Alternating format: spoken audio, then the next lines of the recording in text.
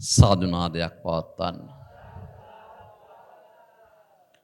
සමන්ත චක්කවාලේසු අත්‍රා ගච්ඡන්තු දේවතා සද්ධම්මන් මුනි රාජස් සුනන්තු සග්ග මොක්ඛදං ධම්ම ශ්‍රවණ කාලෝ අයං බදන්තා ධම්ම ශ්‍රවණ කාලෝ අයං බදන්තා ධම්ම ශ්‍රවණ කාලෝ අයං බදන්තා නමෝ තස්ස භගවතු අරහතු සම්මා සම්බුද්දස්ස නමෝ තස්ස භගවතු අරහතු සම්මා සම්බුද්දස්ස නමෝ තස්ස භගවතු අරහතු සම්මා සම්බුද්දස්ස ශ්‍රද්ධා ධනං සීල ධනං හිරියොත්ප්පියම් ධනං සුත ධනං ච චාගෝච පඤ්ඤාමි සත්තමං ධනං තී ශ්‍රද්ධාවන්ත වාසනාවන්ත පින්වතුනි පින්වතියනි කොට්ටාව නිග්‍රෝධාරාම පුරාණ විහාරස්ථානෙහි මේ පොසොන් පුර පසළොස්වක පොහෝ දවසේහි සීල භාවනා ගුණ දිනු කරන මේ සදැහැති උපාසක උපාසිකාවන් සඳහා සිදුවෙන සීල භාවනා වැඩසටහනෙහි උදෑසන ධර්ම දේශනා පින්කමෙහි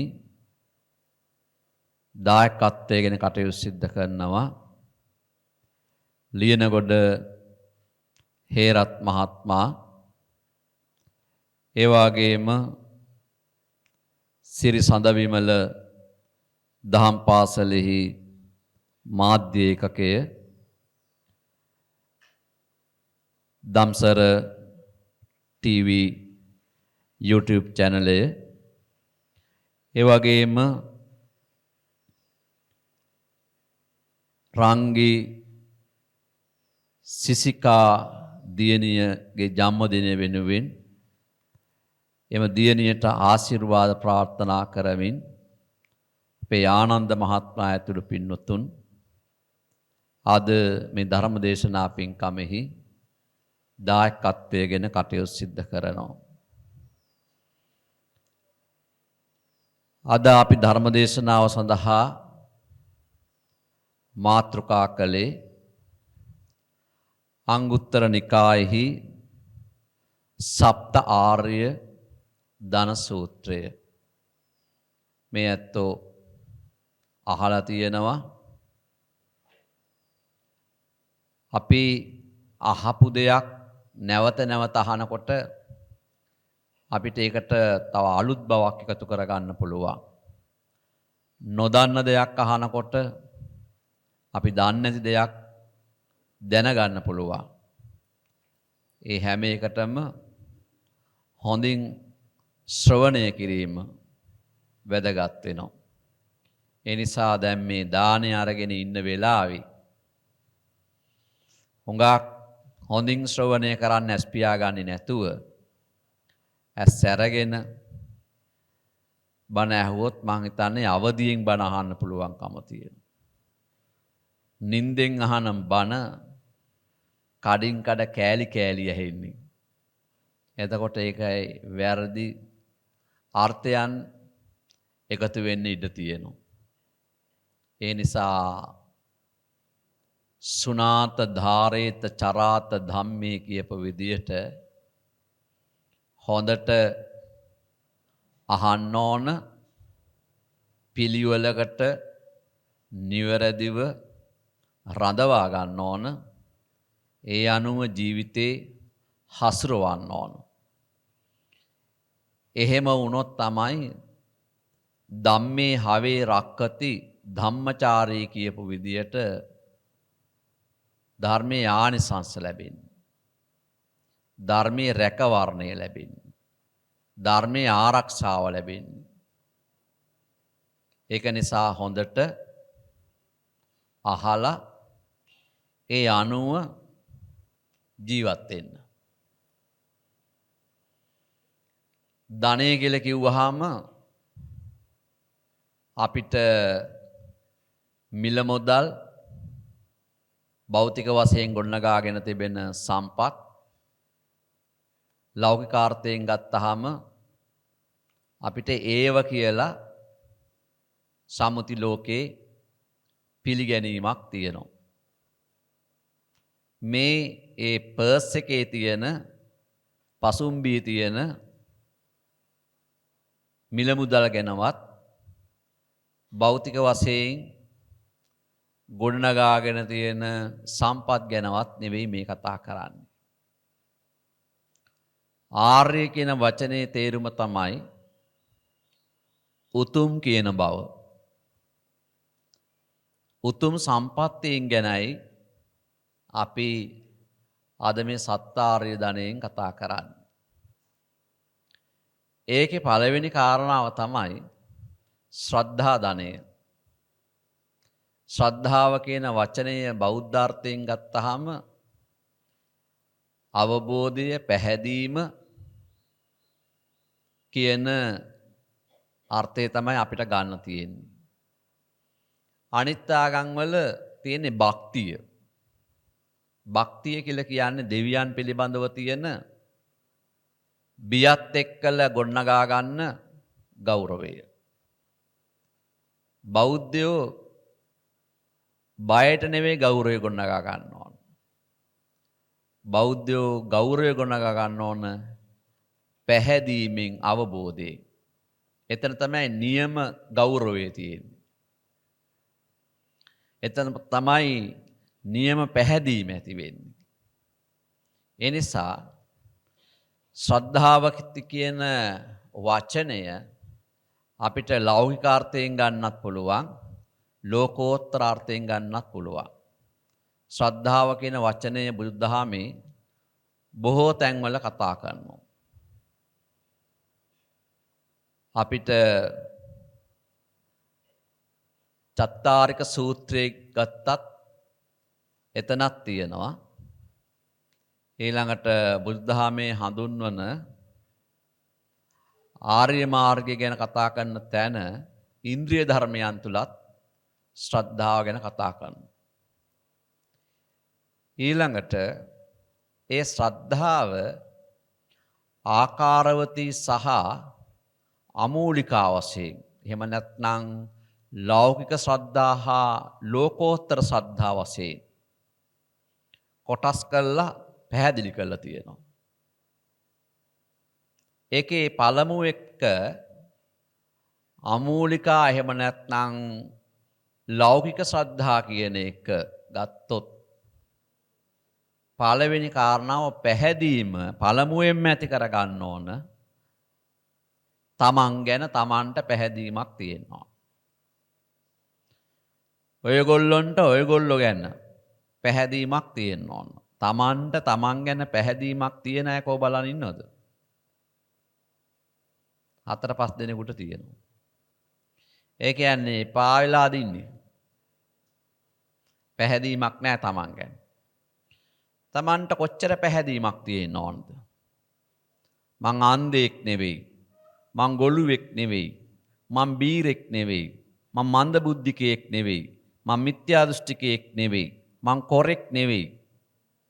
මට අංග සම්පූර්ණ මිනිස් ජීවිතයක් ලැබිලා තියෙනවා කියලා.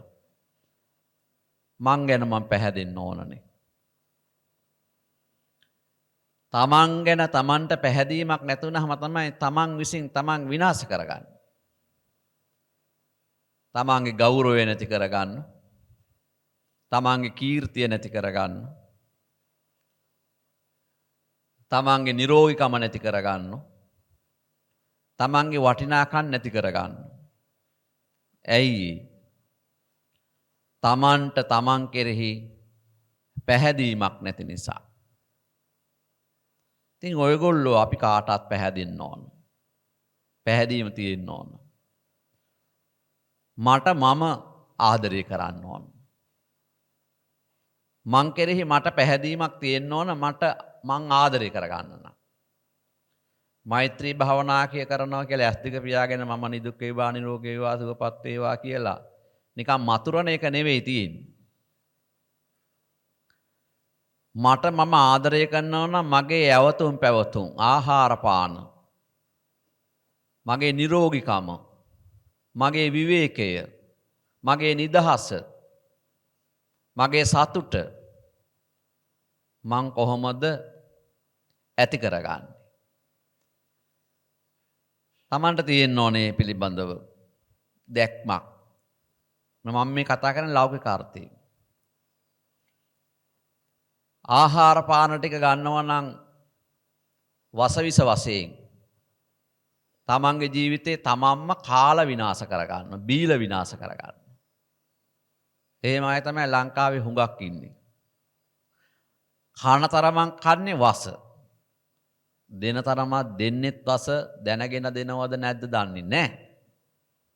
දැන් ඔය ස්වාමින් වහන්සේලාට ගෙවල් වල දෙනකොට දෙන්නේ හුඟක් අය කේටරින්ස් වලින් උයලා ගෙනල්ලා. ඔක්කොන්ටම තෙල් දාලා කාලා මැරියන්. එහෙම හිතලා දෙනවද මන් දන්නේ නැහැ. ඒ කියන්නේ Taman දෙන දේ පිළිබඳව Tamanට පැහැදීමක් නැන්නේ. ඒක ගැන අපි පස්සේ කතා කරමු. ඒ නිසා අපි කන බොන දේ පිළිබඳව අපිට පැහැදීමක් තියෙන්න ඕන. ඊළඟට ඇඟ හොල්ලන්න කම්මැලි. ඒ කට්ටිය තමයි හුඟක් කට්ටිය පුටු වල තියාගෙන නිදාගන්නේ. ඒ කියන්නේ කායික නිරෝධකමට අවශ්‍ය කරන ව්‍යායාමයක් අයට දෙන්න කැමති නෑ හුඟක් අය. අඩුම ගානේ සක්මන් කරන්න කිව්වා සක්මනට කැමතිත් නෑ. පුටු වලට වෙලා නිදි කිරා වැටි වැටි ඉන්න එක තමයි කරන්නේ. එතකොට Taman කෙරෙහි Tamanට පැහැදීමක් නෑ. Taman යම්කිසි කායික වශයෙන් කය වෙහෙසෙව්වොත් තමයි Tamanට එතන නිරෝධකමක් ඇති කරගන්න පුළුවන්කම තියෙන්නේ. එතකොට Tamanට විවේකයක් අවශ්‍ය කරනවා. දැන් සමහර අයට අද පොයේ දවසටවත් මේ සිල් ගන්නවත් විවේකයක් නැහැ. දවසකට පැය භාගයක් වාඩි වෙලා නිදාසේ ඉන්න විවේකයක් නැහැ. ඒකත් Taman ලෙඩ කරන්න හේතු වෙනවා. හොඳ නිින්දක් නැහැ සමහර අයට. රැට විකාර කියවනවා. හීනෙන් බය වෙනවා. හීනෙන් දොඩවනවා.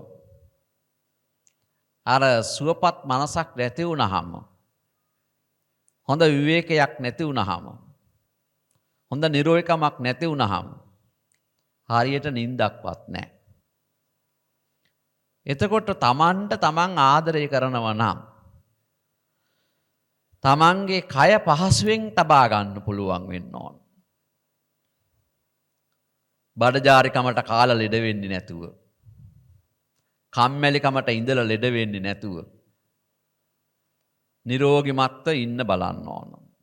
මොන Tamanට ආදරය කරගන්න. අංක 1. එහෙම කරන කෙනා මැරෙනකන් හොඳින් ඉන්නවා. කර්මයක් ඉතින් පරිසම් දෙයිද දන්නේ නැහැ. සසර කරපු කර්මත් එනෝනේ කොහොම හිටියා. කර්මත් සමහර වෙලාවට වළක්වන්න පුළුවන්. ගර්භ කර්ම හැර අනිත් කර්ම. තමන්ගේ ළඟ තියෙන්න ඕනේ ඒකටත් උපායශීලී බව. ඒකත් දැනගෙන තියෙන්න ඕන. කර්මීය වළක්වන්න පුළුවන්ද බැරිද කියලා. අපේ අයට එහෙම අවබෝධයක් නැහැ. අපේ අය හැම එකටම කියන්නේ අනේ මගේ කර්මෙනේ. ඔක්කොම දාලා තියෙන්නේ කර්මෙට.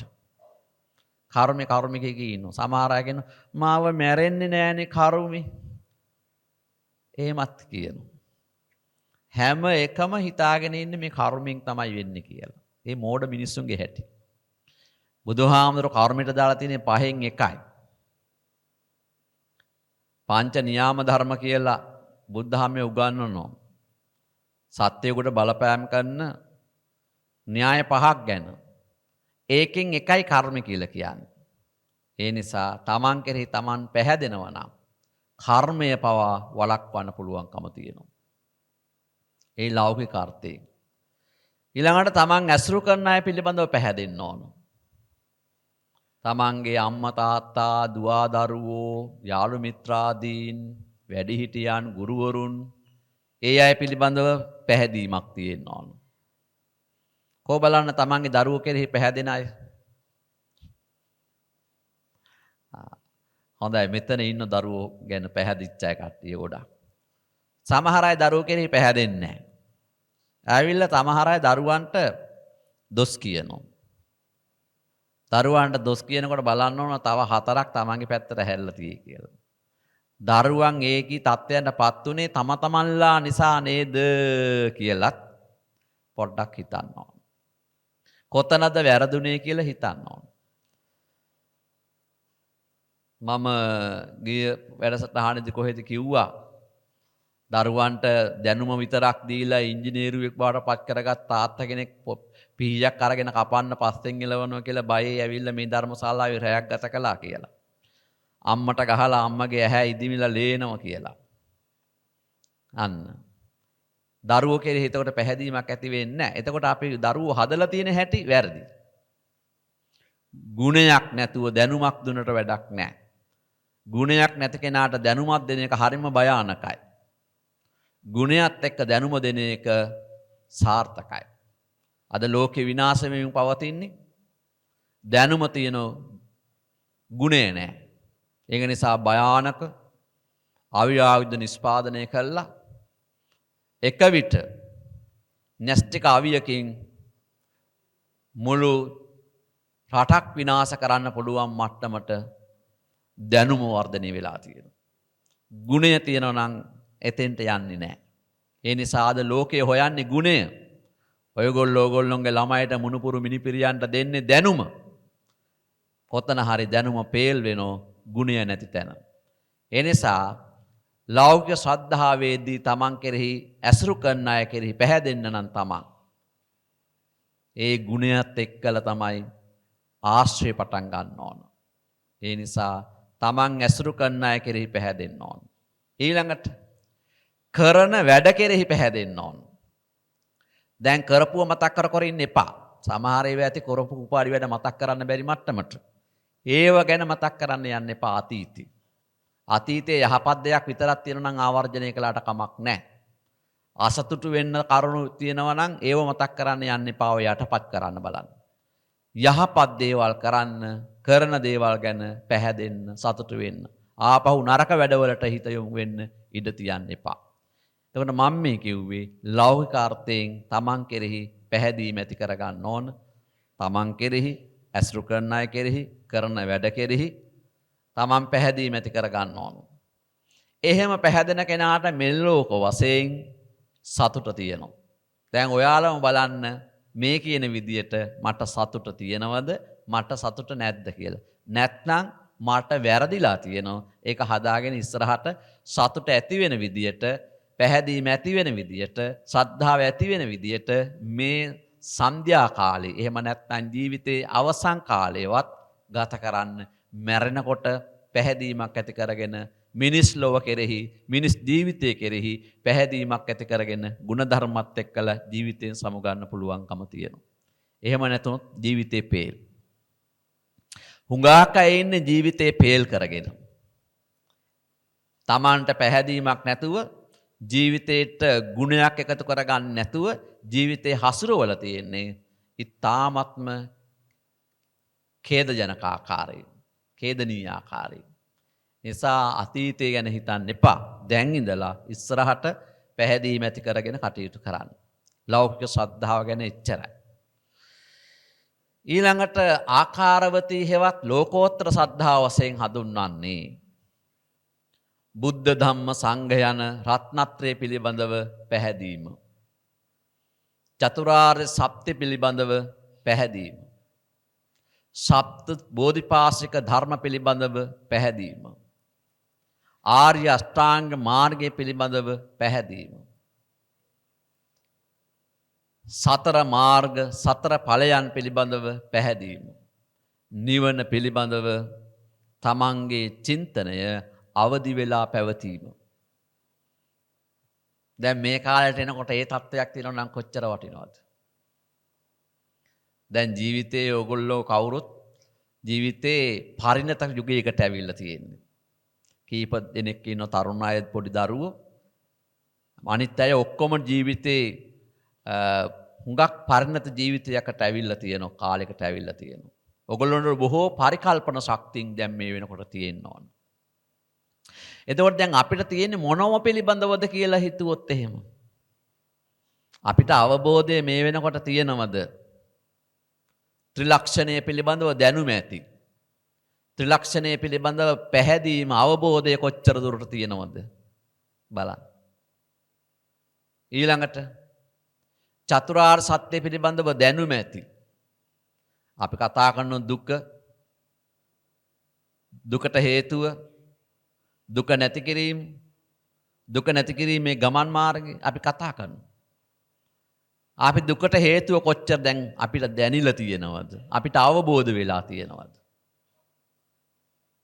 දුකක් මත ඉන්නවා කියන එක දැන් අපි දන්නවද? ප්‍රත්‍යක්ෂ වෙලා තියෙන මොන විදියටද? අපි දැන් මේ දුක නැති කිරීමේ ගමන් මාර්ගයේ මොන විදියට යෙදිලා ඉන්නේ? සාම්ප්‍රදායානුකූලවද ඉන්නේ? එහෙම නැත්නම් අවබෝධාත්මක ක්‍රමවේදයක් ඔස්සේද ඉන්නේ? සමහර සම්ප්‍රදායන් තියෙනවා. ඒ සම්ප්‍රදාය යෙදෙනවා, යෙදුනට ඒ සම්ප්‍රදාය මොකක් නිසා ඇති වුණාද කියලාවත් දන්නේ නැහැ. සමහර අය මේ පොයේට සිල් ගන්න, පොයේට සිල් ගන්නේ ඇයි කියන එක පිළිබඳව විමසීමක් කරන්නේ නැහැ. සිල් සමාදන් වෙනවා, සීලය කියන්නේ මොකක්ද කියලා දන්නේ නැහැ. ඒගොල්ලෝ හිතාගෙන ඉන්නේ සීලයක් කියන්නේ ශ්‍රෙද්දක්, සුදු රෙද්දක් ඇඳගෙන පැත්තකට වෙලා වාඩි වෙලා දෙන්න දෙයක් කාලා වෙලා දවස ගත කරලා ඉන්න එක කියලා. ඒ කියන්නේ ඒ පිළිබඳව මේ නිවන් දකින්න දේශනා කරපු මාර්ගය පිළිබඳව අපිට අවබෝධයක් නැහැ. ආර්ය අෂ්ටාංග මාර්ගය කොහොමද මම මිත්‍යා දෘෂ්ටියෙන් හිත ගලවලා සම්මා දිට්ඨියට ගන්න කියලා දන්නේ නැහැ. සම්මා දිට්ඨිය මගේ ළඟ වැඩෙනවද කියලා දන්නේ නැහැ.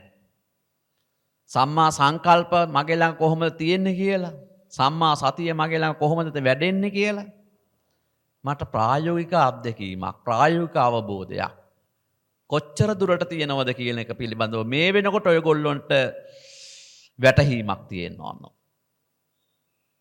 හුඟක් අය නිකන් සම්ප්‍රදායට එන ගමනක් එන්නේ.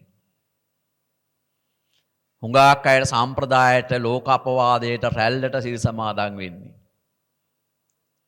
ඒ පිළිබඳ ප්‍රායෝගික අවබෝධයක ඉන්නව නම් හාමුදුරුන්ට නිතරම පස්සෙන් කෙවිතක් අරගෙන කෑග ගහ මෙහෙම ඉන්න, මෙහෙම ඉන්න, මෙහෙම කරන්න කියලා කියන්න අවශ්‍ය කරන්නේ නැහැ. ඇයි?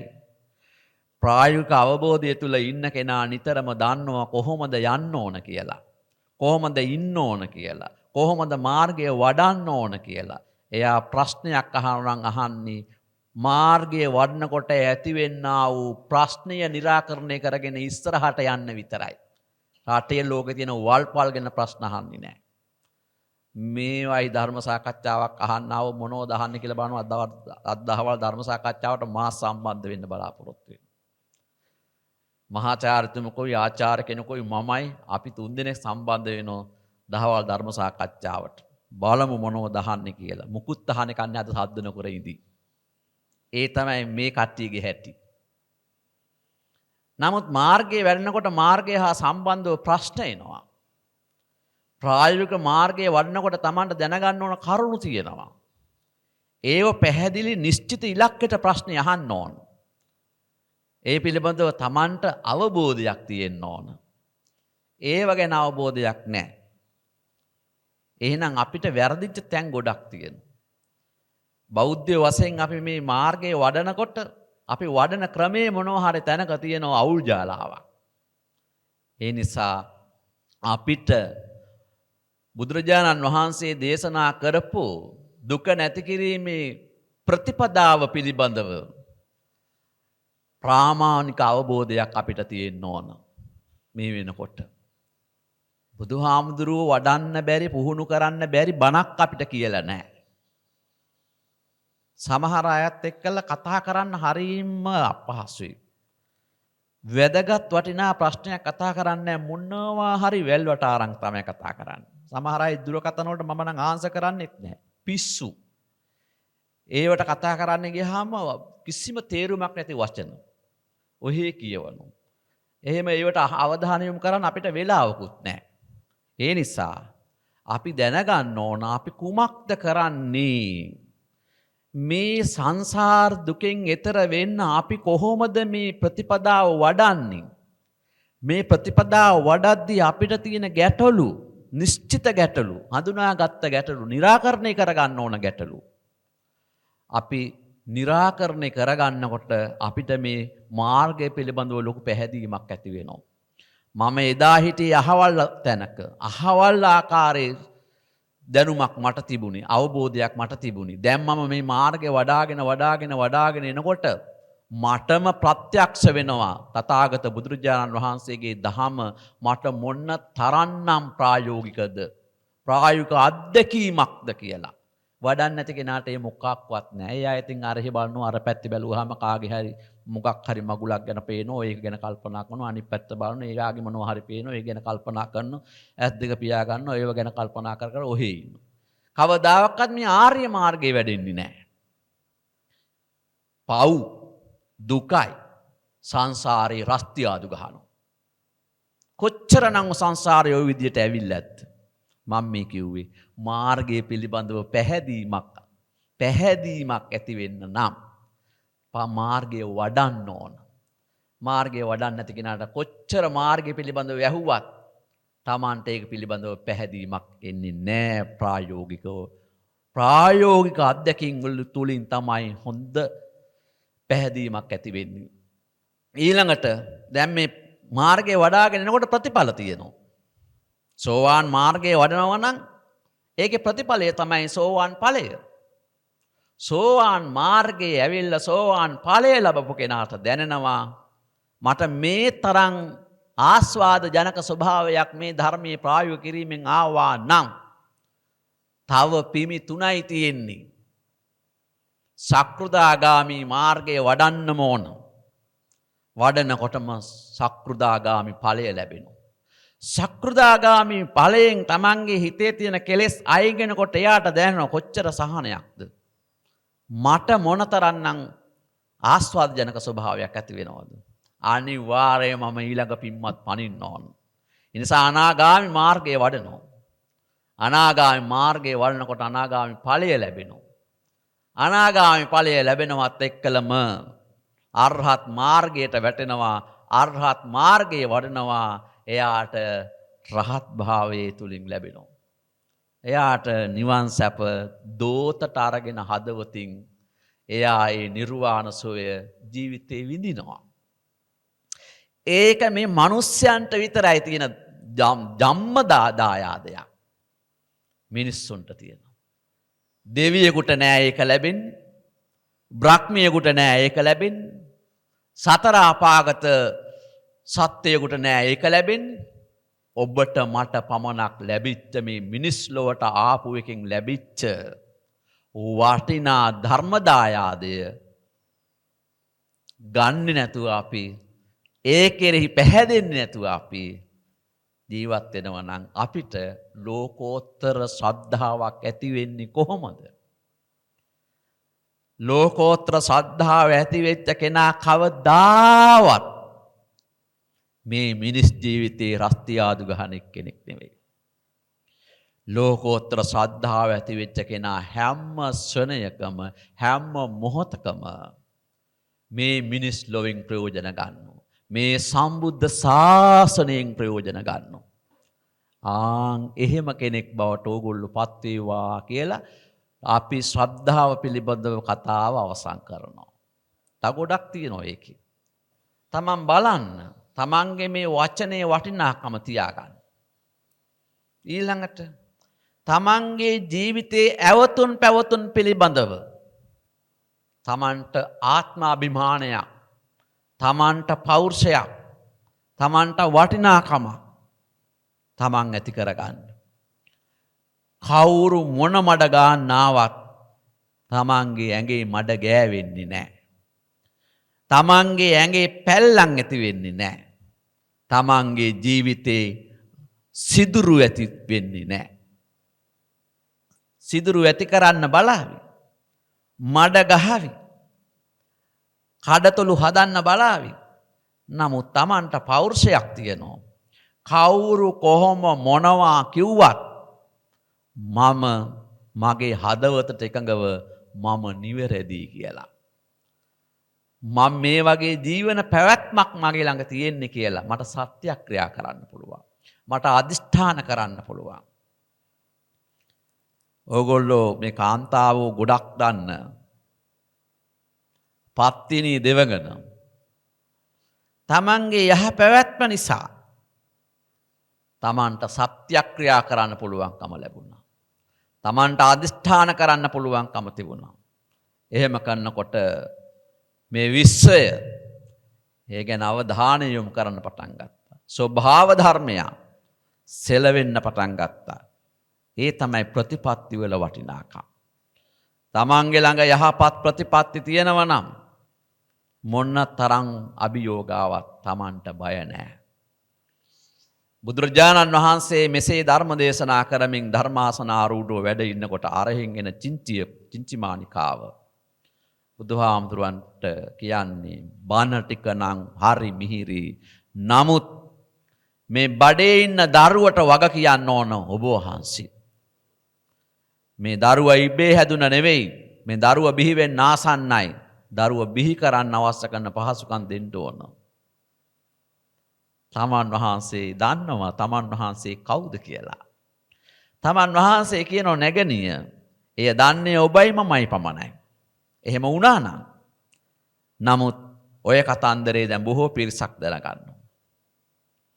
බුදුහාමුදුරේ එසේ කියා නිස්සබ්ද වෙද්දී බුදුරජාණන් වහන්සේගේ මහා ප්‍රතිපත්ති ප්‍රාතිහාර්ය සදෙව්ලොව සක්‍රදිවි රාජෝත්තමයන්න් වහන්සේට දැනෙන්න පටන් ගත්තා. ඒ නිසා බලන්න ප්‍රතිපත්ති නැති කෙනා ඒ මොහොතේ මොනතරම් අපහසුට ලක් වුණාද කියලා. ඒ නිසා කායික ප්‍රතිපත්තීන් වැදගත් වෙනවා. ඒක එන්නේ සීලය තුල. සීලය තියෙන කෙනාට සීලේ ප්‍රතිපත්ති ගරුක තියෙන කෙනාට දෙවියෝ වඳිනවා. දෙවියෝ බය වෙනවා. දෙවියෝ ගරු කරනවා. ඒ නිසා අපි හැම දිනාට මිනිස්යන්ට විතරයි සිල්වන්ත වෙන්න පුළුවන්. ඔයගොල්ලෝ හිතන්නේ දෙවියෝ සිල්වන්තද කියලාද? නෑ. දිව්‍ය ලෝකෙට ගියාට පස්සේ එහෙ තියෙන ලෞකික සප සම්පත් දිහා දැක්කහම එහෙ සිල් රකින්න බෑ. සිල් රකින්න පුළුවන් මනුස්ස ලෝකෙ විතරයි. ඔබ මම මෙහාට ඇවිල්ලා තියෙන්නේ සිල් රකින්න. හැබැයි අපි සිල්වත් වෙන්නේ නැතුව අපි දුසිල්වත් නම් මිනිස් ලොවට ආපු අපි මිනිස්කමට නිගා කරන පිරිසක් බවට පත් වෙනවා. අද ලෝකයේ ගොඩාක් විනාශයන් සිද්ධ වෙනවා. මානව වර්ගයා විනාශ වෙමින් පවතිනවා. ඇයි? මානව වර්ගයා අති බහුතරයක් දෙනා දුරාචාරයට ඇබ්බැහි වෙලා, දුසිරිතට ඇබ්බැහි වෙලා, ගුණවත්කම සිල්වත්කම ජීවිතයෙන් නැති වෙලා ගිහිල්ලා තියෙනවා. ඒ නිසා ඔයගොල්ලෝ ආඩම්බර වෙන්න. දැන හෝ නොදැන සාම්ප්‍රදායානුකූලව හරි ඔයගොල්ලෝ මෙසේවත් සිල්වත් වීම ගැන යම් තරමක හෝ අභිමානයක් තමන්ගේ ජීවිත තුළට එකතු කරගන්න. ඒක වටිනවා. සතුටු වෙන්න පුළුවන්. මගේ ජීවිතේ මෙච්චර කාලයක් මං සිල්වන්තව හිටියා. මට සතුටු වෙන්න පුළුවන්. මගේ ජීවිතේ මං වසර 30 ගාණක් මං මහානදම් පුරලා තියෙනවා. මං ගෙදර ඉන්න කාලේ අවුරුදු 8 ඉඳලා අවුරුදු 19ක් 20ත් අතර කාලෙ දක්වා මම සිල් සමාදන් වෙලා තියෙනවා. අපිට ඒ වගේ ජීවිතේ පිළිබඳව ආඩම්බර වෙන්න පුළුවන් තත්ත්වයන් අපි කාගේ ජීවිත තුල ගොඩනගා ගන්න ඕන. ඒක තමයි අර ජීවිතයට අගයක් එකතු කරගත්තා කියලා කියන්නේ. එහෙම නැත්නම් තමන්ගේ ජීවිතය ආපස්සට හැල්ලා බලනකොට අඩුපාඩු තියෙනවා. ඒ මං කියන්නේ නිතරම අඩුපාඩු නැති ජීවිතයක් අපිට හොයන්න නැහැ. අඩුපාඩු ඇති. නමුත් ඒ අඩුපාඩුව ගැන හිත හිතා ලත වෙවි ඇඬු කඳුලින් සෝසුසුන් හෙලමින් ඉන්න එපා. ඒව නෙවෙයි මතක් කරන්න ඕන. සතුටු වෙන්න පුළුවන් එකක් දෙයක් හරි තියෙනවා නම් ඒක මතක් කරනවා. ආපහු මම මේ වැරදි පැත්තට යන්නේ නැතුව මම යහපත් පැත්තට එන්න බලන්න ඕන. ඒ යහපත් පැත්තට ආපු අය තමයි පටාචාරාව. ඒ යහපත් පැත්තට ආපු අය තමයි කිසා ගෞතම. ඒ යහපත් පැත්තට ආපු අය තමයි අම්බපාලි. ඒ යහපත් පැත්තට ආපු අය තමයි සිරිමාව්. කොච්චර අය ඉන්නවද? හැබැයි අපේ ගම්වල එහෙම අම්මන්ට කෙනෙක් ආවොත් ධර්මශාලාවක සිල් ගන්න. "ඕර බලපං කුලීලු අර පට්ට වේසිත් ඇවිල්ලානේ සිල් අරගන්න." රටේ ඉන්න මිනිස්සුත් එක්ක හැමනිල බලහන්කෝ දැන් මේකේ දැන් පත්තිනි අම්ම වගේ ඇවිල්ලා ඉන්න හැටි. අපි නිතරම බලන්නේ අනුන්ගේ කුණු ගොඩවල්. අපි අපේ පැත්ත දිහා බලන්නේ නැහැ. අපිට මොකටද? අපි යගේ කරන්න ඕන දැන්වත් ඇවිල්ලා ඉන්න එක ගැන.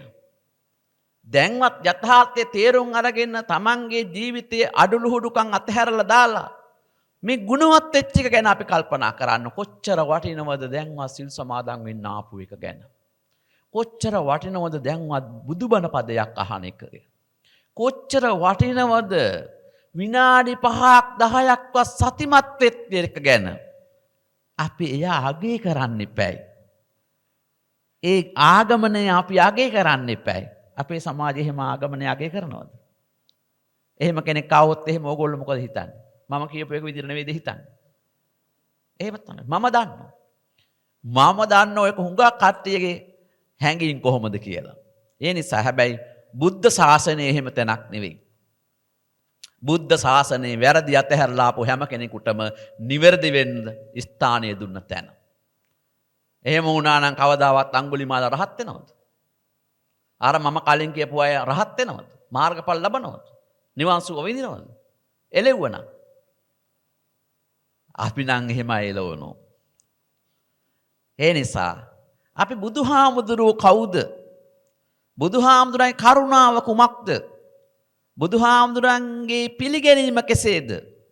අපි ඒව පිළිබඳව හිතලා අපේ ජීවිත සකස ගන්න ඕන. මම මේ කිව්වේ සීලය ගැන. සිල්වත් වෙීම වටිනවා.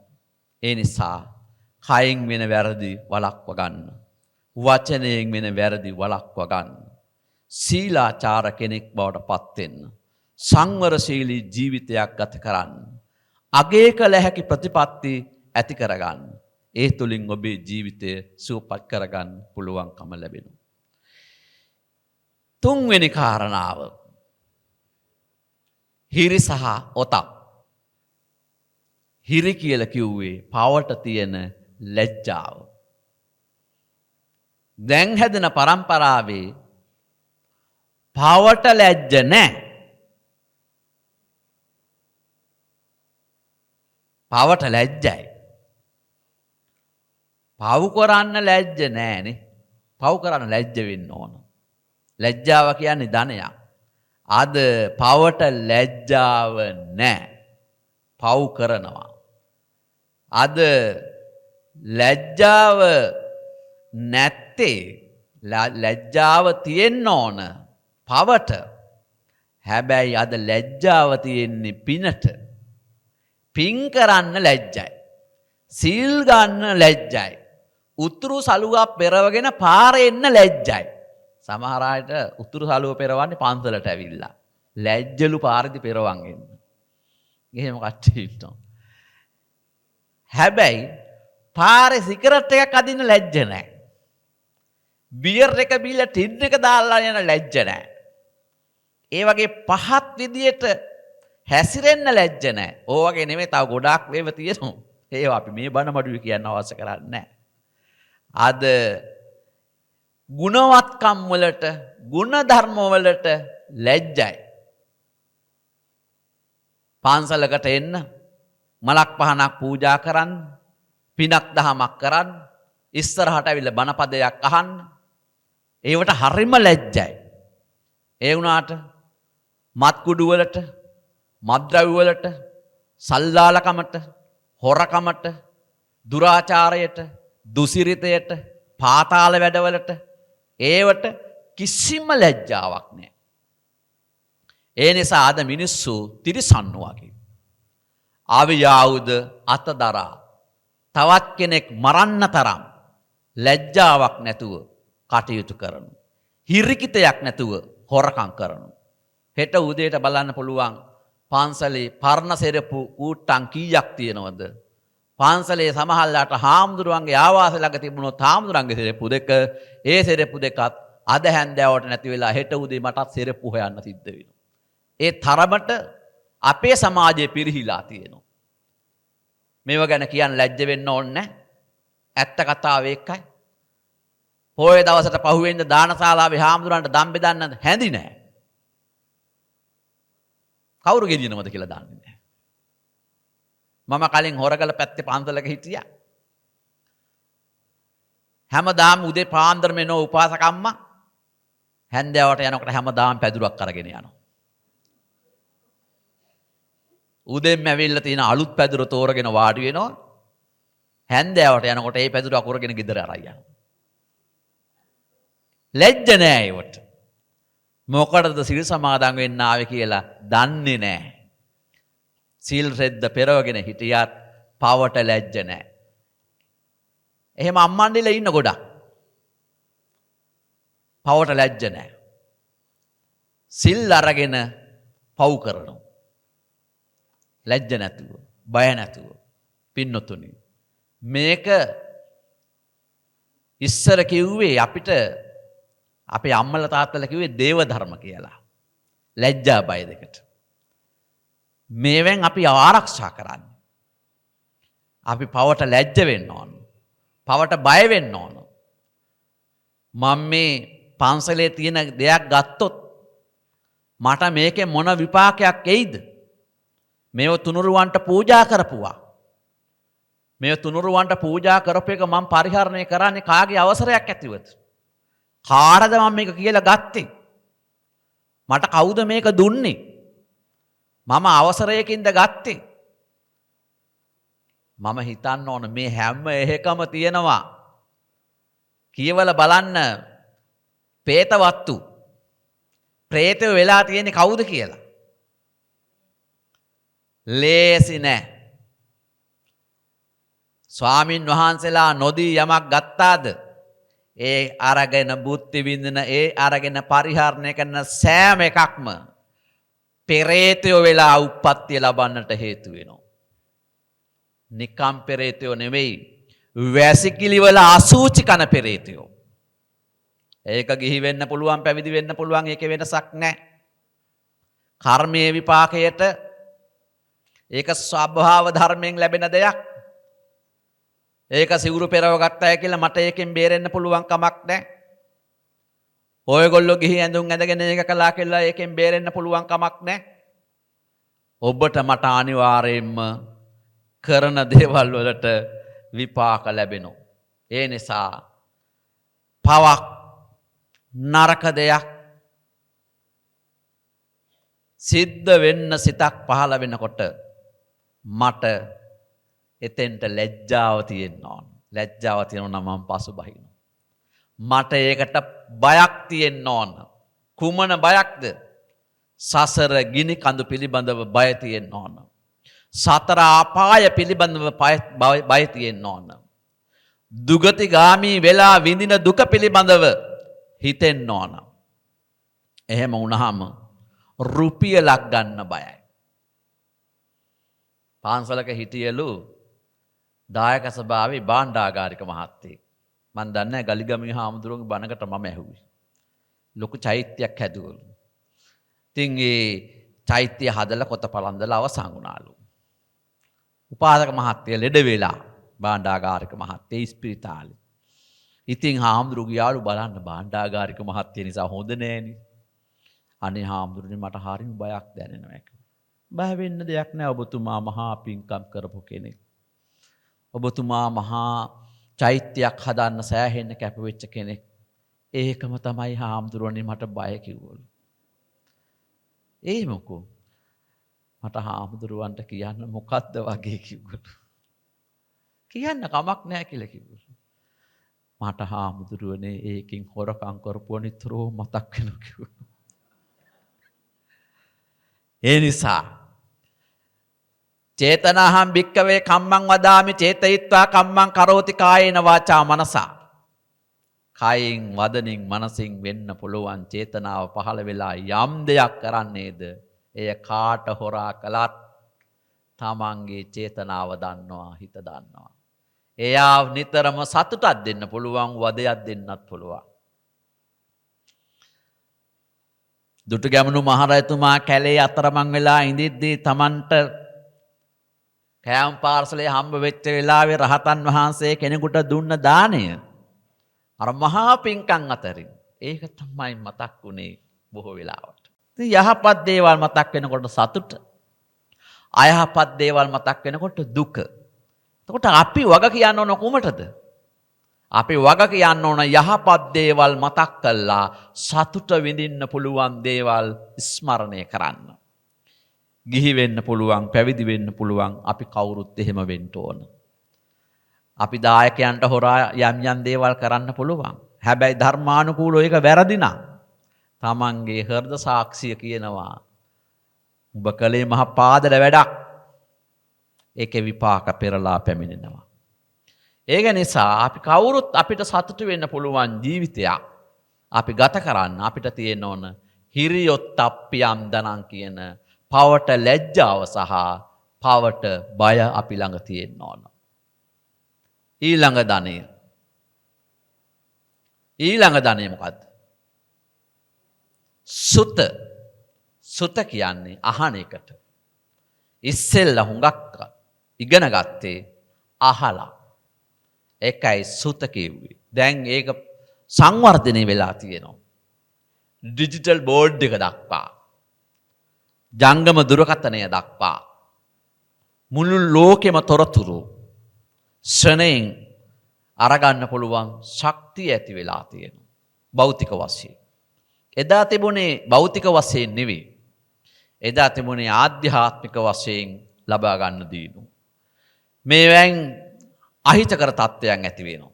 ඔබ හිතනවද අපි ළඟ තියෙන ජංගම දුරකථනය අපිට පහසුකම් සපයනවා වගේම අපිව විකෘති කරනවා කියලා එකකින් දන්නවද?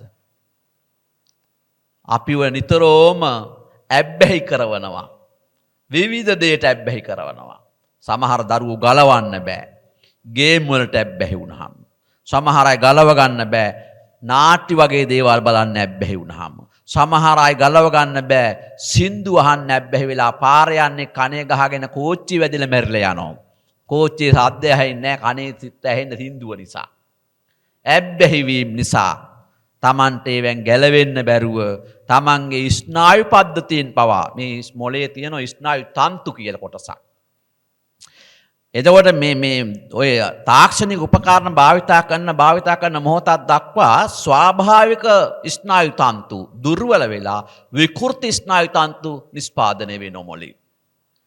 විකෘති ස්නායු තන්තු නිෂ්පාදනය වෙනකොට ආතතිය ගොඩ නැගෙනවා. ඉන්ද්‍රියන් දුර්වල වෙනවා, අතපය බෙවුලන්න, කොර වෙන්න වගේ පටන් ගන්නවා. හැබැයි ස්වාභාවිකවත් අපිට මොළේ ස්නායු තන්තු නිෂ්පාදනය වෙනවා සක්මන් කරනකොට. සක්මන් කරද්දී ඇවිදීමට අවධානය යොමු කරලා ඇවිදින ආකාරය දැනෙන විදිය මෙනෙහි කරමින් යනවා. ඒ අඩියක් තියෙන පියවරක් තියෙන පාසා මොකද වෙන්නේ? ස්වාභාවික ස්නායු තන්තු එකින් එකට සැකසීලා ස්නායු තන්තු රාශියක් හැරිගස්සලා ස්නායුවක් නිෂ්පාදනය වෙනවා. ඒ ස්නායු වලින් මොළේම නිරෝගීමත් කරවනවා. එහෙම ස්නායු තන්තු රාශියක් සැකසීලා. ස්නායු සම්බන්ධව විශේෂඥ වෛද්‍යවරියක් දේශනයකට ඇවිල්ලා සිහිපත් කළා බුදුදහමේ තියෙන මේ විදර්ශනාව කියන මාතෘකාව යටතේ සක්මනේදී පර්යංකේදී ඒ ලබන සමාධියේදී ඒ ලබන විවේකයේදී කොහොමද මොළයේ ස්නායු තන්තු නිෂ්පාදනය වෙලා නිරෝගීමත් මනසක් මොළයක් නිර්මාණය වෙන්නේ? එයා ප්‍රබුද්ධ කෙනෙක් බවට පත් වෙන්නේ කොහොමද කියන එක. ඒ නිසා අපි අපේ මේ සුත්ත ධනය කියන එක අපි හොඳට අහනව කනින් ඊළඟට අපි ඒක ප්‍රායෝගිකව අත්විඳින්න බලනවා.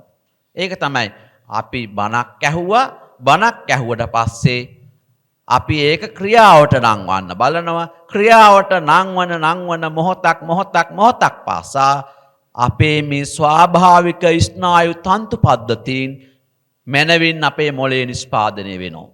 එතකොට අපේට විවේක බුද්ධිය කියන එක ඒවා විවේක බුද්ධියෙන් ගොඩනගන්නා වූ ප්‍රඥාව කියන එක අපේ ඇති වෙන්න පටන් ගන්නවා.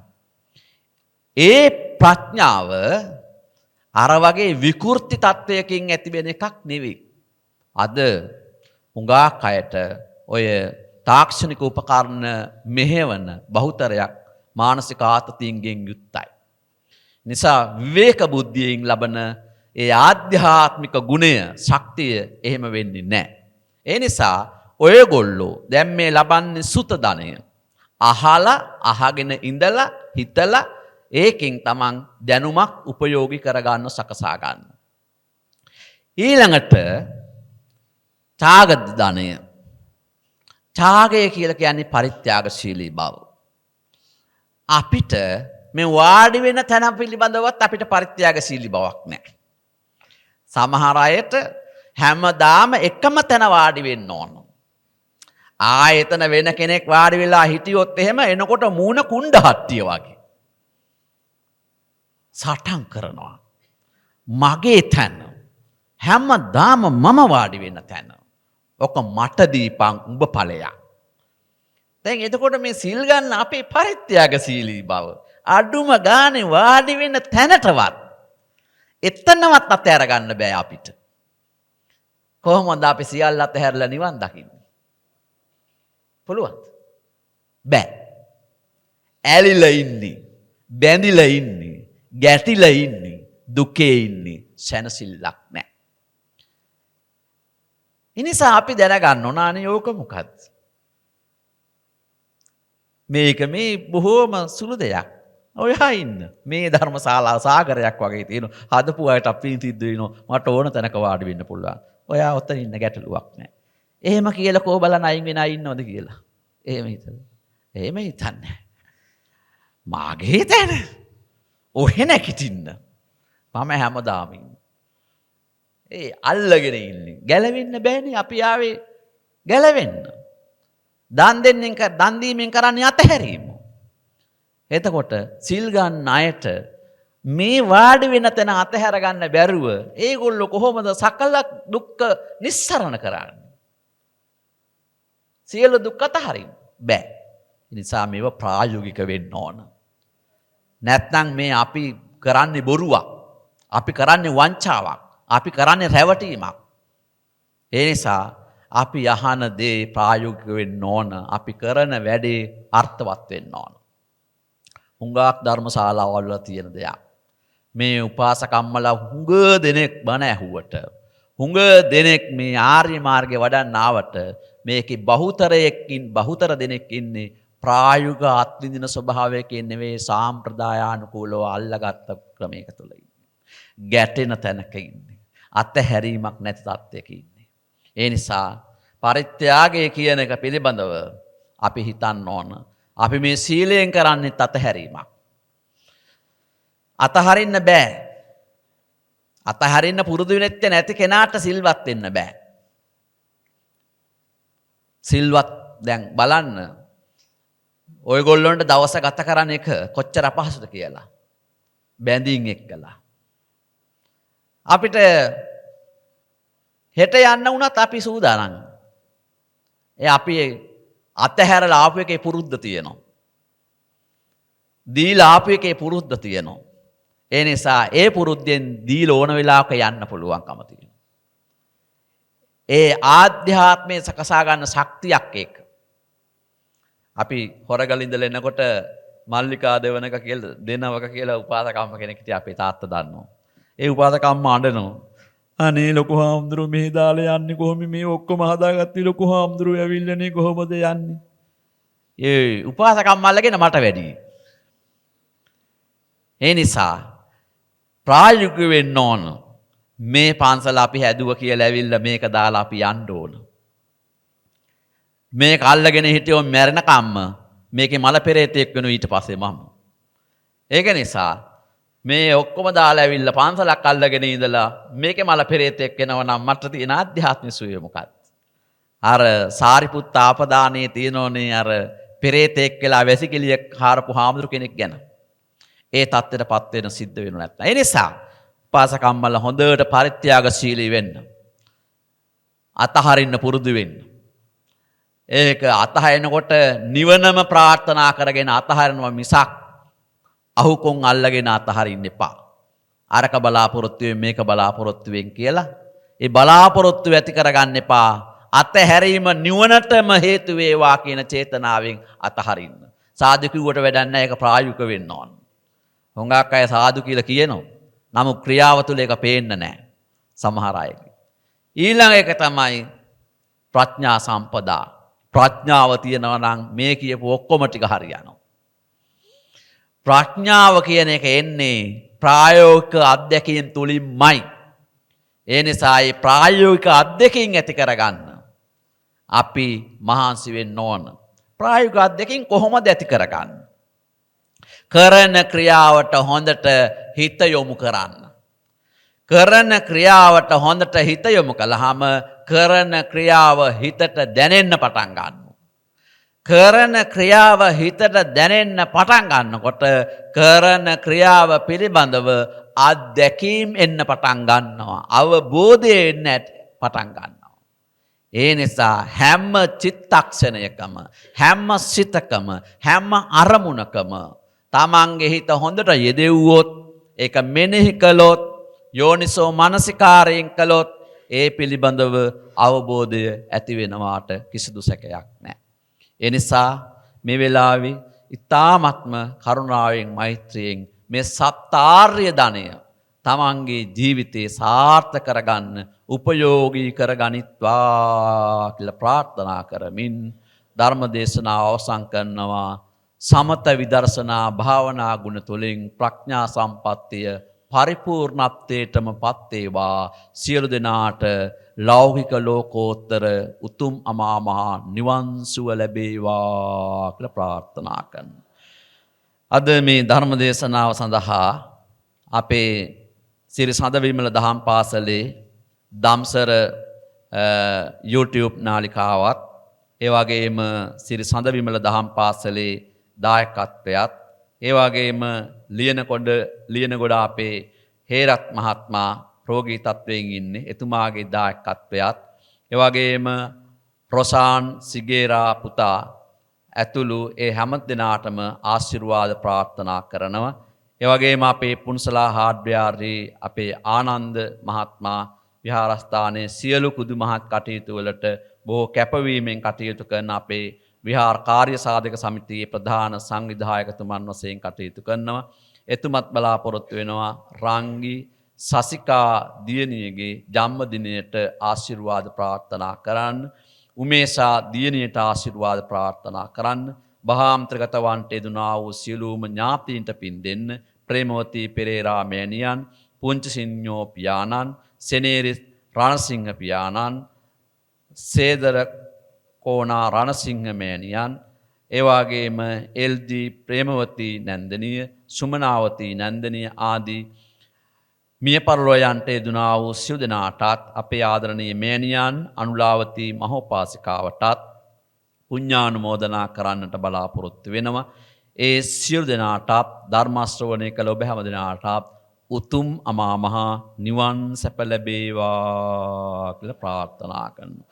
ආකාසට්ඨා ච බුම්මට්ඨා දේවා නාග මහිද්దికා පුඤ්ඤං තං අනුමෝදිත්වා චිරන් රක්ඛන්තු සම්බුද්ධ ශාසනං. ආකාසට්ඨා ච බුම්මට්ඨා දේවා නාග මහිද්దికා පුඤ්ඤං තං අනුමෝදිත්වා චිරන් රක්ඛන්තු සම්බුද්ධ දේශනං.